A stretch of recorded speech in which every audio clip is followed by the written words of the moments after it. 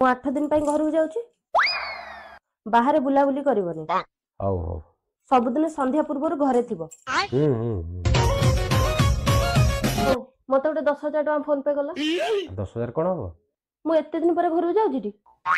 ମୋ ଭାଇଟା ଅଛି ତା ପାଇଁ ଦି ହଳ ପ୍ୟାଣ୍ଟ ସାର୍ଟ ନେବିନି।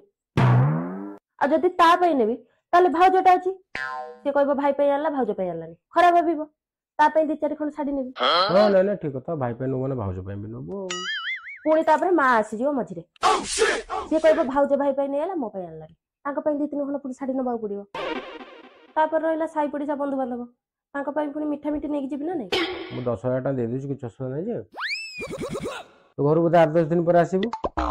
ଆସିଲା ବେଳକୁ ଗୋଟେ କାମ କରିବୁ ଶାଶୁ ପାଇଁ 8-10ଟା ଖଣ୍ଡେ ଲୁଗା ମୋ ପାଇଁ ଗୋଟେ 6-7 ହଳ ଗୋଟେ ଡ୍ରେସ୍ ସାନ ଭଉଣୀଟା ଅଛି ସାନ ନଣନ୍ଦ ତା ପାଇଁ ଆସିଲା ଗୋଟେ ସୁନା ମୁଦି 8-10 ହଳ ଡ୍ରେସ୍ ଜାଣିଛୁ ଆମର ଏଇଟା ବଡ଼ ସୋସାଇଟିଟା ସାଇ ପଡ଼ିଶା ବନ୍ଧୁବାନ୍ଧବ ଏମିତି ହିସାବ କଲା ଗୁଡ଼ାଏ ଲୋକ ଅଛନ୍ତି। ଗୋଟେ କାମ କରିବୁ 4-5 ପ୍ରକାର ଭେରାଇଟି ମିଠା 8-10 ହଜାର ଟଙ୍କା ଆଣିବୁ। ଏତେ ସବୁ କି କଥା ନୁହଁ କଥାଟା ଖରାପ ହବନି। ବାପ ଘରୁ ଏତେ ଦିନ ପରେ ଗୋଟେ ବୋହୁଟା ଆସିବୁ ଶାଶୁ ଘରକୁ। ମୋର ସେ 10,000 ଟଙ୍କା ଦରକାର ନାହିଁ। ତ ମତେ ଟଙ୍କା 500 ଦିଅ ମୁଁ ମୋର ବସରେ ପଳେଇବି।